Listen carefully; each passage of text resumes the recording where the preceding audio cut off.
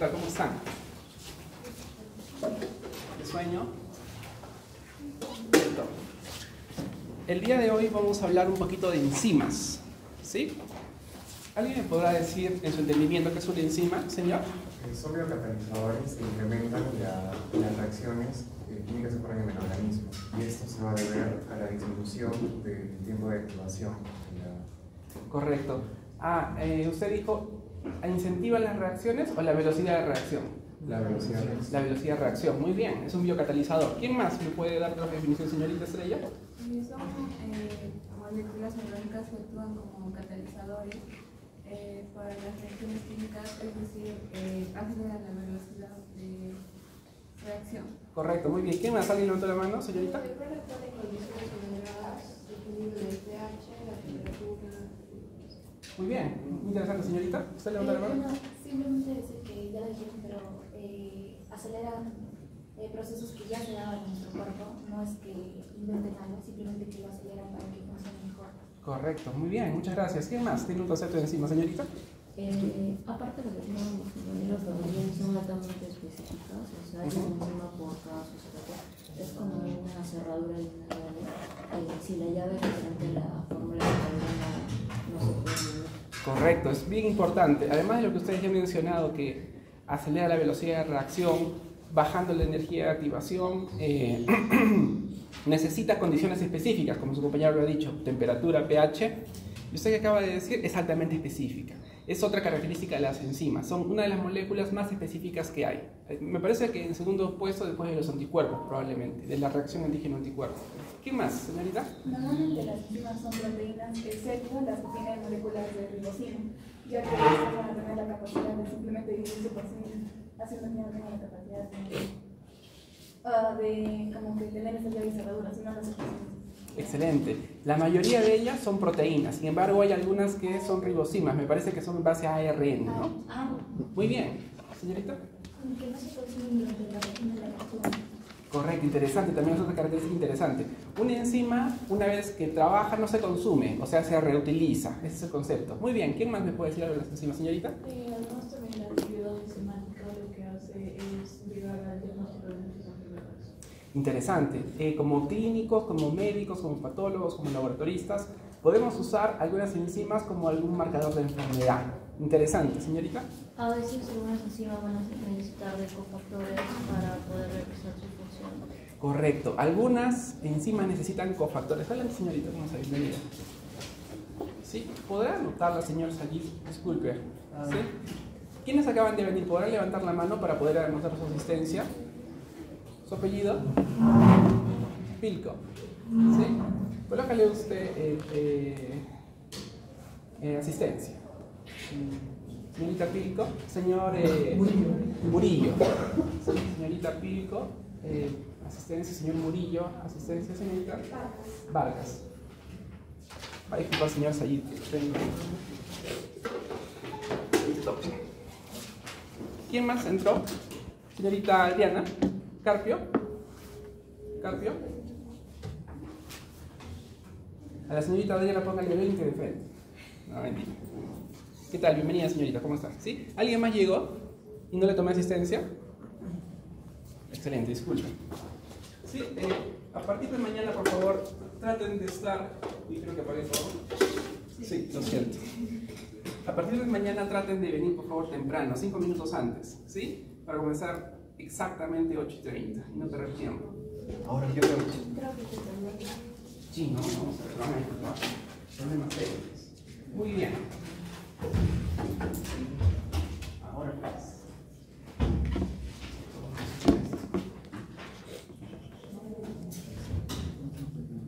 Es todo por la culpa de la señorita Diana.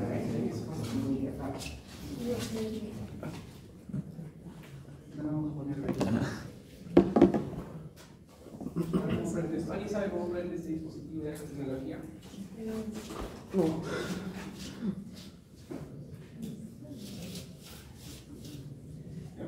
Lleguen 5 minutos antes, pero mañana por favor me daré inconvenientes. Un hotelcito será.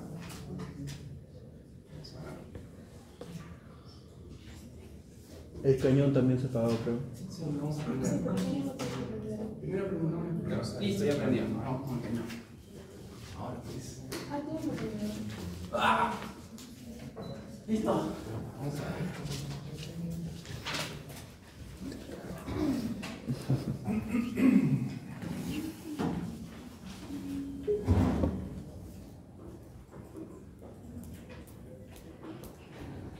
Ahora la clave.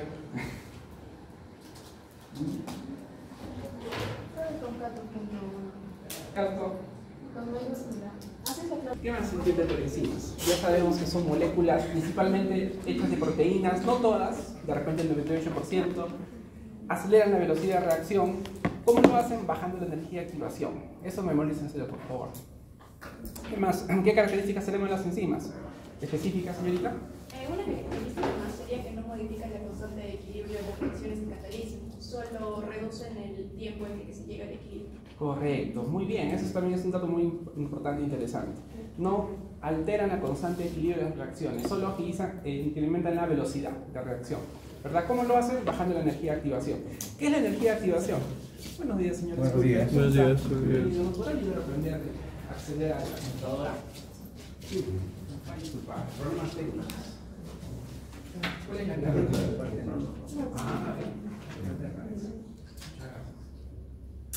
Caballecita la clave. El profesor tiene que aprender a leer. Es importante leer, ¿sí? Una manera que va a las instrucciones siempre.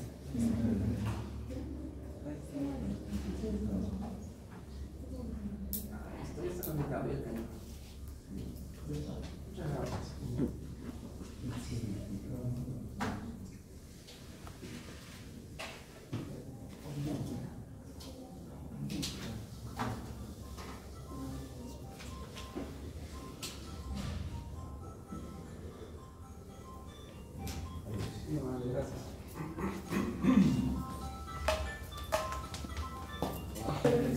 No se va a dar, se da por la velocidad en la que se va a lograr, no va a ser compatible con la vida. Ajá, ¿podría repetir, por favor? Vamos a bajar luz. Ah, pero luz está en la ventana. Apaguen el sol. Si no tenemos enzimas, la reacción química no se va a dar, y si se da, no va a ser a la velocidad adecuada, por lo que va a ser incompatible con la vida. Correcto, muy bien. Si no hay enzimas o la reacción no se da, o si es que se da más lento. La pregunta es, ¿qué tanto acelera una reacción, una enzima, en comparación con que si no hubiera enzima? ¿Tenemos una idea? ¿2 veces más? No. ¿3 veces más? ¿10 veces más? Cientos de veces más hasta donde yo me acuerdo que a veces era miles. Como por ejemplo la descomposición de el disacárido de la lactosa en el intestino delgado, con la lactasa y todo eso. ¿Y cuántas veces más o menos? Usted tiene razón. Sin enzima demoraría más, pero ¿cuánto demora más? Es decir, ¿cuánto incrementa la velocidad de una enzima? ¿Cuántas veces? ¿10 veces? ¿100 veces? ¿Alguien tiene una idea, señorita? 10 elevado a la 12. ¿Mm? 10 elevado a la 12. ¿A la 12? Aproximadamente. Se dice entre 10 a la 3 y 10 a la 9. Bueno, de 10 a la 9, 10 a la 12 se acerca. Imagínense, o sea, de 1000 veces a 10 a la 9 sería 10 millones de veces. Millones 6, así que sería 1000 millones. 1000 millones, correcto, se dan cuenta. Una enzima puede acelerar la reacción entre 1000 veces a 1000 millones, es un montón. Entonces, ¿qué tan eficiente es una enzima? Es impresionante. Nuestro cuerpo necesita esos catalizadores para acelerar nuestras reacciones bioquímicas. ¿Para qué? Para obtener energía, para el metabolismo, etc. ¿No? Esa es la importancia. ¿Qué más? Muy bien, ¿qué más? ¿Qué más entienden de enzimas? Ya sabemos qué son, ya sabemos de qué están hechas, ya sabemos cómo trabajan y por qué son importantes. ¿Por qué son importantes las enzimas? Porque cumplen diversas funciones elementales en el organismo: división celular, replicación del ADN, obtención de energía. Y también, como su compañera dijo, podemos usarlas para detectar algunas enfermedades, ¿sí? En la clínica. Por ejemplo, alguna enzima que ustedes conozcan que nos ayude a ver la salud, señor Murillo. La lactosa. Por ejemplo, para que se fermente la lactosa puede ácido, Ajá, muy bien, muchas gracias, señor. La ureasa, en cuestión del Helicobacter pylori, se utiliza una prueba en la cual soplas y se detecta esta enzima. Muy bien. Muy bien, excelente. ¿Quién más? ¿Quién puede decir cómo utilizamos las enzimas para el diagnóstico clínico? ¿Tienen una idea, señorita? La transminasa para el diagnóstico del hígado. Correcto, la transaminasas. Muy bien, para el diagnóstico de la salud hepática. Excelente. ¿Quién más? ¿Sí? Son varias enzimas. Muy bien, excelente. Ese es el concepto. Entonces, estos conceptos los vamos a tratar de desarrollar un poquito el día de hoy. ¿Sí? Pero ya todos tienen una idea de la importancia de la clase. Adelante, señor. Bienvenido. ¿Cómo está? Sí. Listo. Entonces, ¿qué son las enzimas? Son proteínas, en su mayoría.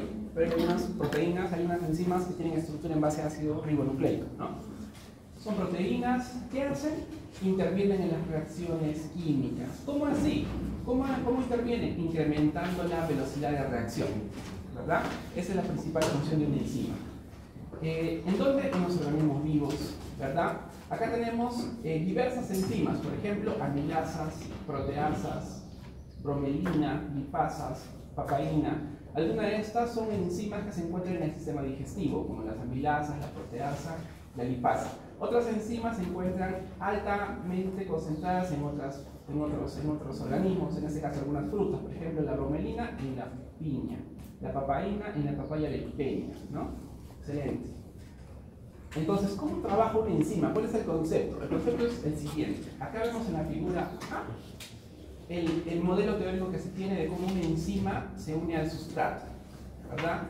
Para formar un complejo enzima-sustrato. En este paso, la enzima va a producir unos cambios químicos en el sustrato, para luego liberar ese sustrato, pero ya no se va a llamar sustrato, se va a llamar producto. ¿Cuál es la diferencia entre el sustrato y el producto? Que ya son compuestos químicos diferentes, ¿verdad? ¿Quién los cambió? La enzima. ¿Algún ejemplo de sustrato, por ejemplo, que me den? Por ejemplo, un proceso enzimático puede ser la fermentación, la producción de vino, la producción de cerveza, ¿verdad? ¿Cuál sería el sustrato? Bueno, ustedes toman un poquito, bueno, ustedes no toman, ¿no? Ni tampoco van a tomar. Pero para los que toman alcohol, ¿cómo se produce el alcohol? Principalmente por una fermentación. ¿Por qué se ríe, señora, al fondo? Por una fermentación, ¿verdad? Entonces, ¿quiénes llevan a cabo la fermentación? Señor, ¿usted levanta la mano? ¿Sí? ¿Cuál sería el sustrato en la fermentación alcohólica? Bueno, en el caso del vino puede ser la uva. Correcto. ¿Y en la uva qué hay? Señorita, azúcares. Entonces, por ejemplo, en la producción de alcohol, el sustrato va a ser el azúcar, ¿verdad? Entonces, a ese azúcar, ¿qué hacemos la uva? La chancamos, extraemos el jugo, la filtramos de repente y le añadimos unos microorganismos. Las enzimas van a salir de los microorganismos, ¿verdad? Por ejemplo, creo que es Escherichia coli. No sé, hay algunas bacterias, no sé. Saccharomyces cerevisiae, me parece. No sé cuál es la bacteria que produce la fermentación. Pero en estas bacterias liberan las enzimas. Entonces, ¿qué hace la enzima? Transforma químicamente el azúcar y lo transforma en alcohol. Esa es la química, ¿verdad? Entonces, el sustrato va a ser químicamente diferente al producto. Y esta enzima, como dijo su compañera, no se va a consumir, se va a reciclar. O sea, termina de trabajar con un sustrato y comienza con otro, comienza con otro, ¿verdad? Esa es la magia de las enzimas. ¿Qué otra característica vemos? Que ahí ya podemos empezar a ver. Vean, el sustrato no se une a cualquier parte de la enzima. Hay una región especial. ¿Cómo se llama esa región especial? Adelante, señorita. Centro activo. ¿Señorita? Muy bien, centro activo. Entonces, el centro activo es la parte de la enzima que entra en contacto con el sustrato. Eso, por favor, memorízenselo. ¿Listo? Muy bien. Entonces, esta es la cinética enzimática, este es el concepto de cómo trabaja la enzima. Tiene la enzima, se une al sustrato, complejo enzima-sustrato, se produce un cambio químico en el sustrato, se transforma en producto. Se puede liberar uno o más productos. Estos productos son químicamente diferentes al sustrato. Imagínense qué tan diferente es el azúcar del alcohol. Muy diferente, se sabe diferente. Pues químicamente también, ¿no? Listo, ese es el concepto. ¿Qué más? Ahora hay que comenzar a estudiar las enzimas. ¿Cómo las podemos estudiar en el laboratorio? Hay dos terminologías, una terminología común y otra sistemática. ¿Cómo es la común? Usualmente, primero ponemos el nombre del sustrato al lado de la palabra asa, ¿verdad? Por ejemplo, glucosidasa. Si nos dice la glucosidasa, ¿qué tenemos una idea? Que trabaja con la glucosa, probablemente, y rompe la glucosa. La terminología ASA quiere decir lisis o ruptura. Entonces, esta enzima, señorita. Una consulta, la terminación ASA no es solo para enzimas. Para enzimas. No, enzimas. Ah, buena pregunta. Todo esto es la terminación de la enzima. Pero, ¿cómo comenzamos a llamar a las enzimas? Le añadimos aquí, al final, me parece el sufijo ASA, y adelante el número, el tipo de sustrato que usa la enzima. Por ejemplo, si hay una enzima que utiliza glucosa, va a ser glucosidasa. Todo eso es una enzima. Este es el nombre de la enzima. Pero, ¿a qué me refiero con sustrato? Es lo que la enzima va a utilizar para producir el producto. Entonces, si ustedes quieren identificar, estudiar algunas enzimas que trabajen a nivel de la glucosa, van a ser glucosidasas, ¿no? Otro ejemplo, ureasa. ¿Qué quiere decir ureasa? Que trabaja a partir de la urea, probablemente la descompone, ¿verdad? Pues esta es una terminación, es una nomenclatura general. Acuérdense, ¿cómo lo identifican? La primera parte va a ser el nombre del tipo de sustrato que la enzima usa y después ASA. ¿Qué significa ASA? Que rompe, que lisa, ¿verdad? Otro ejemplo, proteasa. Acá es más claro. Es una enzima que rompe proteínas, ¿verdad? ADNasa. Es una enzima que rompe ADN. Es una terminología general. Cada vez que ustedes vean algo con ASA, quiere decir que es una enzima que rompe algo. ¿Pero qué rompe? Van a identificar acá su sustrato. Por ejemplo, lipasa, rompe los lípidos, y así sucesivamente. Ese es el concepto. Muy bien, entonces, cada vez que ustedes vean ASA es una enzima. También hay otra clasificación más sistemática en 5 o 6 categorías. Atención, por favor. Primero tenemos las oxidorreductasas, ¿verdad? Esas son enzimas que catalizan la oxidación o reducción y funcionan como sigue. Por ejemplo, acá tenemos un sustrato, el lactato, ¿verdad? Que tiene sus hidrógenos. ¿Está reducido o oxidado? Acá tiene hidrógeno. Entonces acá vemos la lactato deshidrogenasa, ¿verdad? Entonces, ¿qué va a hacer la lactato deshidrogenasa? Va a retirar los hidrógenos de esta molécula, ¿verdad? Para producir piruvato. Y como consecuencia, esos hidrógenos se los va a llevar el NAT. Va a pasar a ser NAT reducido. Entonces, de esa manera trabaja la lactato deshidrogenasa y es una oxidorreductasa. ¿Qué es una oxidorreductasa? Es una enzima que participa oxidando o reduciendo. ¿Y qué es oxidación y qué es reducción? Ganancia, pérdida de electrones. Ganancia, pérdida de electrones. Correcto, ganancia o pérdida de electrones, hidrógenos. Protones, hidrógenos. Ese es el concepto, ¿se dan cuenta? Listo. Otra categoría, transferasas. ¿Qué es una transferasa? Cataliza la transferencia de grupos que contienen carbono, nitrógeno o fósforo entre diferentes moléculas. Su compañero habló de transaminasas para la aplicación clínica. Ese es el tipo de enzimas, ¿no? Perdón, es transferasas, ¿no? Entonces, acá tenemos un aminoácido, serina, ¿verdad? Tiene su grupo CH2, ¿verdad? Acá hay una enzima que se llama transferasa serino serina hidroximetiltransferasa. Correcto, muy bien. Entonces, muy bien, excelente. Entonces, ¿qué va a hacer esta enzima? Va a transferir, ¿qué?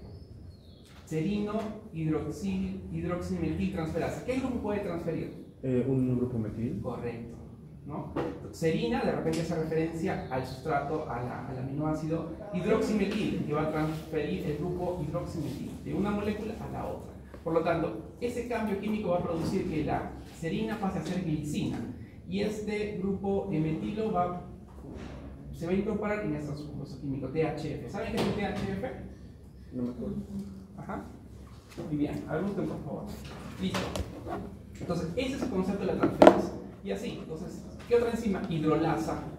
¿Qué función cumple la hidrolasa? Cataliza la ruptura de los enlaces por la adición de agua. Hidrólisis, ¿verdad? Las hidrolasas son las que hacen la hidrólisis.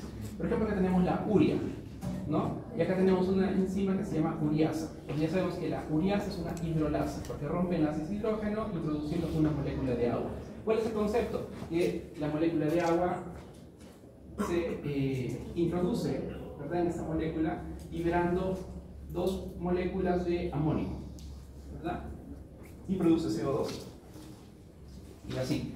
Entonces, ¿qué otra categoría de enzima tenemos? Liasa.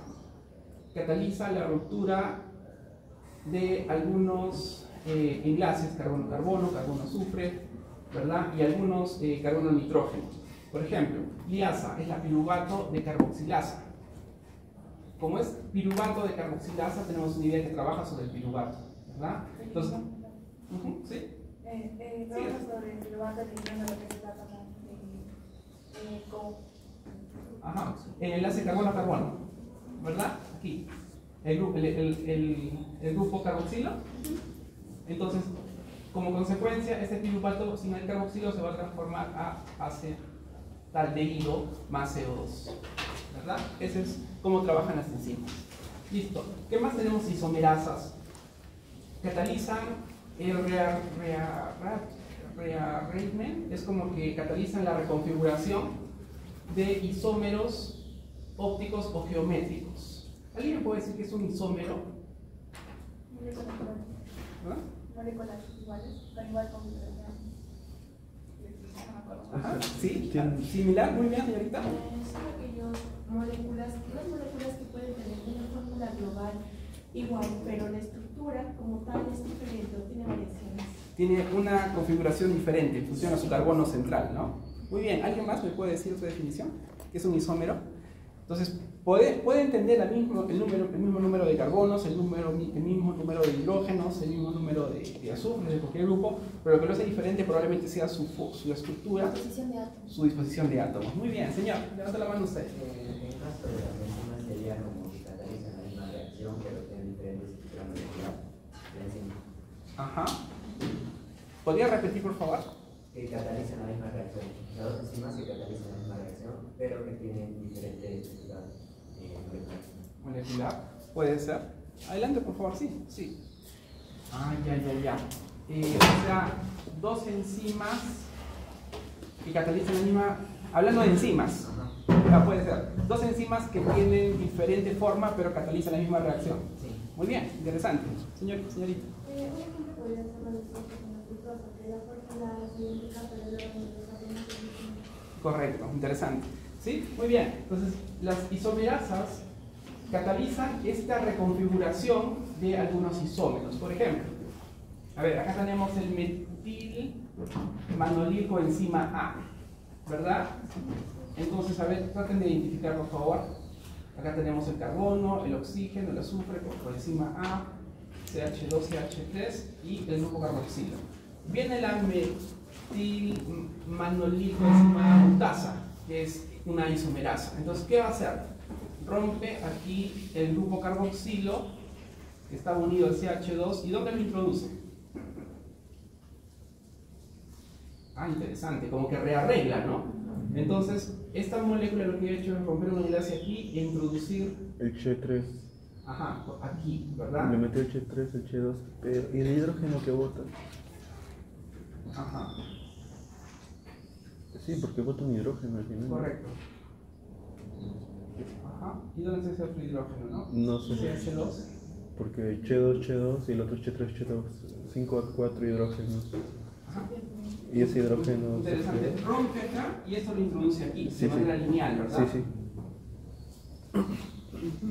Probablemente es más hidrógeno, pero no lo he puesto aquí, ¿no? Y este rearreglo, de alguna manera, es el mismo número de carbonos, todavía no sabemos qué pasa con ese hidrógeno, el mismo número de encima de todo, pero ¿qué cambia? La configuración de la molécula.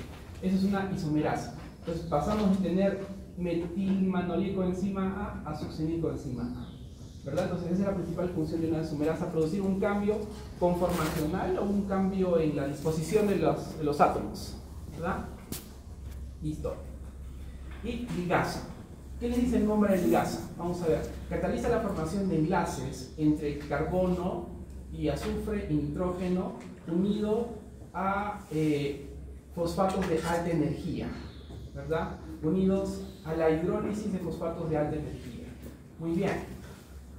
Cataliza la formación de enlaces entre carbono, oxígeno y nitrógeno unido a por hidrólisis, ¿no?, de fosfatos de alta energía.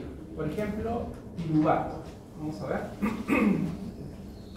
Piruvato en presencia de CO2 actúa la enzima piruvato carboxilasa, ¿verdad? Entonces, ¿qué va a hacer? Una ligasa va a promover la formación de enlaces. entre oxígeno, azufre, nitrógenos, ¿verdad? Entonces va a unir de alguna manera este CO2 aquí. Con el metil. Con el metil, correcto. Para producir oxalacetato. Entonces, ¿qué es lo que hace una ligasa? Une diversos átomos, ¿verdad? Principalmente oxígeno, azufre, nitrógeno, unidos a grupos fosfato de alta energía. ¿Listo? Entonces es interesante, esta enzima necesita ATP. Algunas enzimas, algunas reacciones químicas necesitan energía. ¿Quién le da esa energía? El ATP. ¿Verdad? Y lo vamos a ver después. Listo. Entonces, estas son las 6 principales categorías de las enzimas, por favor. Es una clasificación más sistemática. Oxidorreductasa, transferasas, hidrolasas, liasas, isomerasas y ligasas. Cada una cumple funciones diferentes. Eso memoríceselo un poquito. ¿Hasta acá alguna pregunta, por favor? No. Listo. Entonces, vamos a estudiar un poquito las propiedades de las enzimas. Todas las enzimas poseen un centro activo, como ustedes ya lo han dicho. ¿Qué es un centro activo? Es la parte de la enzima que entra en contacto con el sustrato. ¿Sí? Acá ven una representación. Esta es una enzima en amarillito y solamente una parte es el centro activo.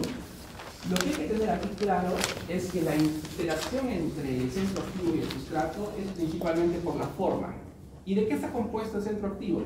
De la conformación tridimensional de los aminoácidos. ¿Se acuerdan de esas superestructuras secundarias? Sí. Aquí están, formando una forma específica. Si algo pasa con esa forma, la enzima pierde su actividad, parcialmente o totalmente. A nivel de las proteínas, la forma es extremadamente importante. Si algo le pasa a la forma, pierde su función. Si algo le pasa a la forma de la enzima, la estructura del centro activo cambia y ya no va a tener total actividad por el sustrato. Lo mismo pasa con los anticuerpos. ¿Se acuerdan que con el COVID tenemos el problema de que siempre hay que tener una vacuna, una primera dosis, segunda dosis, tercera dosis, ¿verdad? Algunos virus, por ejemplo como la influenza, necesitamos vacunas anuales. La pregunta es ¿por qué? Porque el virus muta. ¿Y eso qué ocasiona? Reorganiza su ARN y crea una... O sea, creo que hacía que las proteínas que creaba se doblaran de diferentes formas. No me acuerdo muy bien esa parte, pero al mutar nuestros antígenos ya no van a actuar de la misma forma con el virus mutado. ¿Y por qué? Porque podría considerarse que es una cepa distinta. ¿Qué es lo que reconoce el anticuerpo? El anticuerpo reconoce los antígenos de... Correcto, muy bien. Pero ¿qué propiedad del antígeno reconoce? ¿Reconoce su secuencia? Dios mío. Ayúdame. Reconoce su forma. No era la forma del antígeno. Correcto. Entonces, acá tenemos un virus A. ¿Ya? Este virus A, digamos que tiene esta forma. En el 2009. ¿Verdad? Entonces, ¿qué va a hacer? Este virus va a infectar a las personas y como consecuencia el cuerpo va a producir una proteína que neutraliza este virus. ¿Cómo se llama esa proteína? Anticuerpo. ¿Verdad? Entonces, la persona comienza a detectar este virus, produce un anticuerpo en forma complementaria al 100%. ¿Verdad? Este es 2009. Este es el concepto. Entonces, ¿qué es el anticuerpo? Es una proteína que reconoce forma, no reconoce secuencia. Entonces el anticuerpo altamente sensible, específico, va a neutralizar este antígeno, ese va a ser el antígeno, ¿verdad? Esta forma, este mecanismo es complementario en forma. Si el antígeno es circular, el anticuerpo va a ser circular. Pero ¿qué pasa en el 2011? Este virus mutó, se hizo una variante. Puede ser el COVID, puede ser la influenza, puede ser cualquier virus. Entonces este virus, de alguna manera, no sabemos, bueno, sí sabemos, pero cambia y se quiere escapar de la inmunidad. Entonces, ¿cómo produce ese cambio? Cambiando la forma de su antígeno. Este virus dijo, bueno, si ya me reconocieron acá, ahora vamos a hacer un cuadrado. Ahora, pues, ¿qué? Y esto produce a veces las epidemias, ¿verdad? Entonces, viene esta persona que ya se le vacunó con esta vacuna o ya se expuso de manera natural, viene el anticuerpo y no lo va a reconocer. ¿Se dan cuenta? Porque no hay complementariedad de forma. Entonces, ¿cuál es el mensaje acá? A nivel molecular, la forma importa, tanto para las enzimas como también para los anticuerpos, ¿verdad? Ahora, ¿cómo el virus pudo cambiar la forma de su proteína? Por medio de mutaciones en el ADN, porque la secuencia del gen determina la secuencia del polipéptido, Y a su vez la secuencia del polipéptido determina la estructura tridimensional del polipéptido en función de las propiedades de los aminoácidos. Eso ya lo sabemos, ¿se dan cuenta? Entonces todo tiene sentido.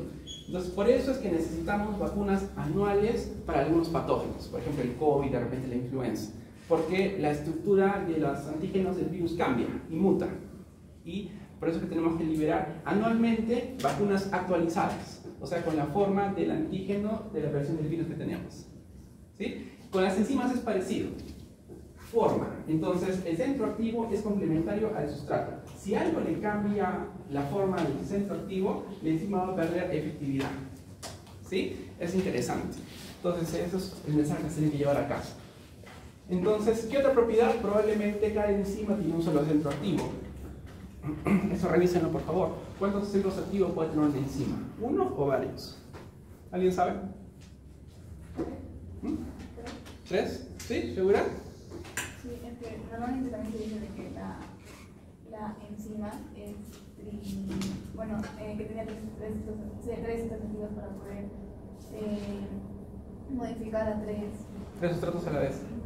Interesante, interesante, muchas gracias. Eso no lo sabía. La fijación de 3 puntos. Ajá, interesante, muy bien. Pregunta, ¿cuántos centros activos puede tener una enzima? Probablemente 3. Revisen, por favor. ¿Sí? Ese es el concepto. Listo, muchas gracias, señorita, muy interesante. ¿Qué más? Otra característica de las enzimas es que son altamente eficientes. Altamente eficientes. ¿Qué tan eficientes son?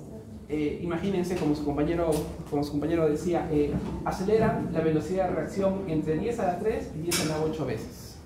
O sea, son altamente eficientes. Entre 1000 veces a 10 millones de veces. 100 millones. 100 millones de veces. Imagínense qué tanto aceleran la reacción en el cuerpo, ¿no? Ahora, ¿cómo de alguna manera medimos la eficiencia de una enzima? Por la constante de catálisis, ¿verdad? Esa constante de catálisis nos dice cuántas moléculas de sustrato esta enzima transforma por segundo, ¿verdad? Y son entre 10 a la 4 y 10 a la 10 moléculas por segundo. Imagínense qué tan rápido es una enzima, ¿no? Entonces es interesante. Entre 10.000 y 1.000.000 de moléculas por segundo, imagínense qué tanto acelera la velocidad de reacción. Es interesante. Listo. Gracias a eso tenemos el vino. Gracias a enzimas. Listo. ¿Qué más? Otra cualidad de las enzimas que son específicas. Son altamente específicas. Entonces, ¿qué quiere decir esto? Las enzimas reaccionan con un o pocos sustratos, ¿verdad? Pero una enzima participa en un solo tipo de reacción. O sea, la isomerasa siempre va a ser isomerasa, ¿verdad? La transferasa siempre va a ser transferasa. Ese es el concepto, son específicas, solo hacen su trabajo, ¿sí? Ese es el concepto que hay que llevar a casa. Muy bien, ¿qué otra propiedad de las enzimas tenemos? Algunas de ellas necesitan cofactores, coenzimas. Vamos a estudiar esto un poquito, ¿verdad? Algunas de estas enzimas requieren algunos componentes no enzimáticos para trabajar. Solas no pueden, necesitan algún efector, alguna ayudita, ¿verdad? Por ejemplo, estos componentes no metálicos pueden ser sales, ¿verdad? Zinc, fierro. Cuando es una sal se le llama cofactor. ¿Han escuchado de un cofactor enzimático? ¿Qué cofactores enzimáticos conocemos? Por ejemplo, calcio, magnesio, ¿verdad? A veces nos dicen, tomen su magnesio, tomen su calcio. ¿Por qué? Porque nuestro cuerpo lo necesita para las reacciones enzimáticas. Ya no tenemos el calcio y magnesio, de repente de algunas verduras, no sé, frutas, ¿verdad? Frutos secos. Entonces son importantes para la función enzimática. Si le quitamos el cofactor a una enzima, va a dejar de trabajar. Ese es el fundamento. ¿Sí? Una enzima siempre tiene que tener su cofactor. Ahora, a veces ese componente no enzimático no es un mineral, sino es un derivado de alguna vitamina, un compuesto orgánico, algún derivado de la vitamina 6, no sé, perdón, la vitamina B6. Cuando este componente no enzimático no es un mineral y es un compuesto orgánico, se le llama coenzima. Eso, memorízenselo un poquito. Entonces, ambos son componentes no enzimáticos, pero en función a su naturaleza pueden ser cofactores y coenzimas. ¿Cuál es su función? Que la enzima trabaje adecuadamente. Sin esto probablemente la enzima no trabaja, se inhibe. ¿Sí? Es interesante. Listo, ¿qué más? Hay otro concepto, el concepto de holoenzima y apoenzima. ¿Qué es una holoenzima? Es cuando tenemos una enzima y su componente no enzimático. Y por lo tanto, esto va a tener una actividad, va a estar en un estado activo. Cuando tenemos una enzima y su componente no enzimático, ya sea cofactor o coenzima, se le va a llamar holoenzima y tiene un estado activo, ¿verdad? Listo.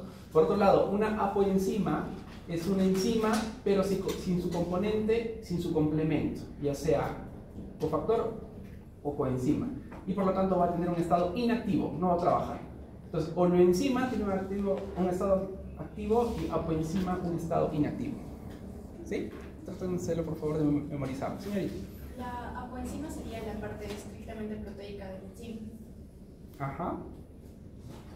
La apoenzima, correcto. Apoenzima sería estrictamente la parte proteica del enzima y su cofactor o su coenzima. Ajá. Entonces, ¿qué es una holoenzima? Está hecha de la enzima. ¿Qué es una apoenzima? Es la misma enzima. Pero ¿cuál es la diferencia? Que uno es activo y uno es inactivo. ¿Por qué? Porque uno ya tiene su cofactor o su coenzima, el otro no. Ambas son enzimas, pero la holoenzima es la enzima, la parte proteica y su complemento, que puede ser mineral o puede ser derivado de alguna vitamina. Pero la apoenzima solamente es la proteína, pero sin su complemento. Y como no tiene su complemento, no trabaja y está en un estado inactivo. En el caso de la coenzima, hace de manera transitoria, ¿verdad? Utiliza el FADNAT para poder cambiar el grupo funcional. Correcto. Entonces, ¿esto puede ser reversible? Es reversible, ¿Es sí, reversible? sí, es reversible. Entonces, tanto el cofactor como la coenzima son reversibles. Son reversibles, sí. Se unen por enlaces no covalentes. Ajá, sí, muy bien, gracias por su pregunta. ¿Sí? ¿Y cómo se unen? De manera no covalente. Y esto es reversible. Por ejemplo, si es que le quitamos el cofactor aquí y no trabaja, pero le añadimos el cofactor, trabaja. ¿Sí? Es una manera de regular las enzimas también, por medio de los cofactores. Listo. Y hablando de esto, las enzimas juegan roles muy importantes en el cuerpo, por lo tanto tienen que ser altamente reguladas. Así nomás no trabajan libremente. Hay diversos mecanismos de regulación de las enzimas. ¿Sí? El principal mecanismo de regulación de las enzimas está en base a la concentración de sustrato. Y tiene sentido. Si es que tiene sustrato, la enzima trabaja. Si es que no tiene sustrato, la enzima no trabaja. Si ustedes le dan más sustrato a la enzima, tiene mayor actividad, en comparación a que si le dieran menos. Entonces, yo diría que el principal factor de regulación es la disponibilidad de sustrato. Y tiene sentido, porque sin sustrato, ¿qué va a hacer? Nada. Si le dan mucho sustrato, esa enzima va a estar muy activa. ¿Por qué? Porque se recicla, no se consume. ¿Sí? Principal factor, concentración de sustrato. A mayor concentración de sustrato, mayor actividad enzimática. A menor concentración de sustrato, menor actividad enzimática. Muy bien, primer factor. Segundo factor, hay otros mecanismos secundarios de regulación. Por ejemplo, uno es efecto alostérico, el otro es modificaciones covalentes en las enzimas y finalmente algún control en la síntesis y degradación enzimática. Estos tres factores hacen que el cuerpo regule la actividad de su enzima para un correcto funcionamiento, ¿verdad? Vamos a ver a qué se refiere cada uno de ellos. ¿Alguien me podrá decir a qué se refiere el efecto alostérico? ¿Han escuchado, han podido leer? ¿Qué es el efecto alostérico? Cuando hablamos de regulación de las enzimas. ¿Se acuerdan?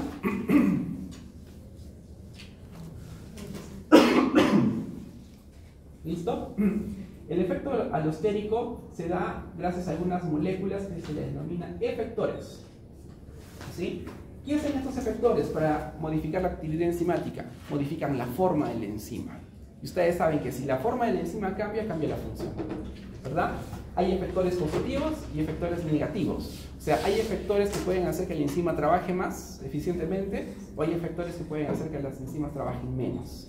Si es un efector que hace que la enzima trabaje más, es un efector positivo, ¿verdad? Y un efector negativo hace que la enzima no trabaje tan adecuadamente, ¿verdad? A su vez, estas modificaciones pueden ser homotrópicos o heterotrópicos, de dos tipos. Las vamos a estudiar. ¿Sí? Entonces, ¿cuál es el concepto? El concepto es que tenemos una enzima, ¿verdad? Acá está su centro activo. Pero ¿cuál es el concepto acá?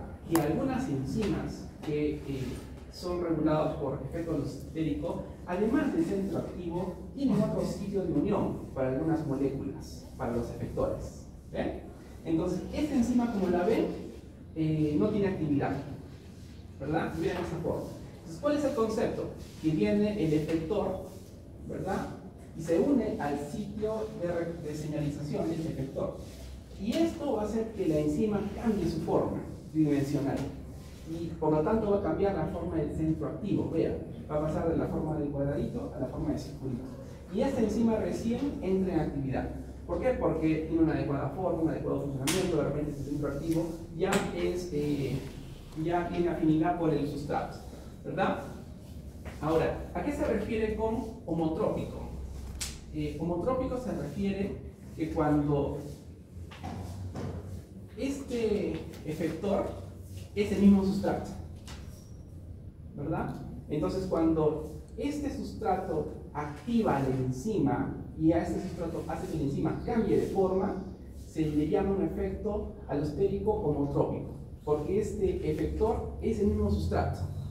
¿Ya? En algunas enzimas pasa eso, en algunas rutas metabólicas. Por otro lado, cuando necesitamos una molécula totalmente diferente, se le dice un efecto alostérico heterotrópico. Es decir, por ejemplo, esta enzima necesita azúcar, pero acá necesitamos otro componente. Este es un heterotrópico. Entonces, ¿cuál es el principal fundamento de este mecanismo? El cambio de forma. De alguna manera, este efector produce un cambio de forma en la enzima y en el centro activo. ¿Sí? Ese es el concepto. Es interesante. ¿Se dan cuenta? Y ustedes ahora que entienden la importancia del plegamiento, la importancia de la forma en el mundo molecular, ya pueden entender ese concepto. ¿Sí? Este efector se une acá y cambia la forma. ¿Algunas preguntas acá? Listo. ¿Qué más? ¿Qué otra manera de controlar a las enzimas hay en la naturaleza, en el cuerpo humano? Modificaciones covalentes, ¿verdad?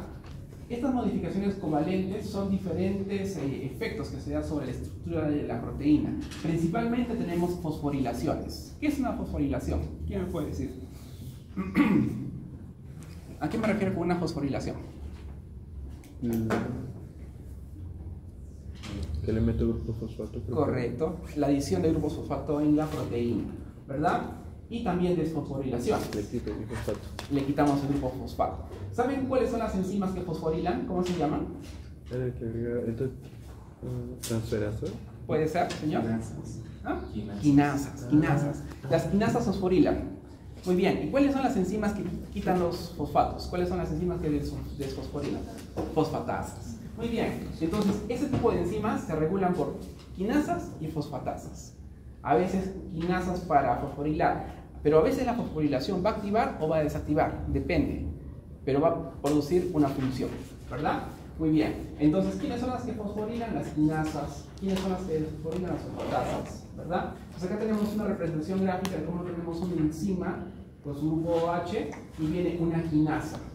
Esta quinasa va a necesitar el ATP como fuente de fósforo, me parece, ¿verdad? Por lo tanto, esta enzima va a quedar fosforilada. ¿Se dan cuenta? Y, por ejemplo, esto puede hacer que la enzima se active o puede hacer que la enzima se desactive. Es un mecanismo de dos vías. Por otro lado, si queremos realmente inhibir a una enzima fosforilada, ¿qué viene? La fosfatasa. ¿Y qué va a hacer la fosfatasa? Va a quitar el grupo fosfato, ¿verdad? Ese es el concepto. Listo. Entonces, ¿cuál es el concepto de esta imagen? Como les digo, ese mecanismo funciona en dos vías. A veces la fosforilación activa la enzima o a veces la fosforilación la desactiva. Que no les sorprenda. Cuando ustedes vean las rutas metabólicas más adelante, vean que una una quinasa puede activar o desactivar una enzima. Ambos. No siempre la fosforilación activa, a veces desactiva, pero sí es un mecanismo de control. ¿Sí? Listo. Ese es el concepto. Entonces, acá tenemos algunas enzimas que trabajan con este fundamento, que son controladas con este fundamento. Por ejemplo, glucógeno fosforilasa, citratoliasa y las lipasas. Se controlan por ese tipo de modificaciones, fosforilaciones, desfosforilaciones, ¿verdad?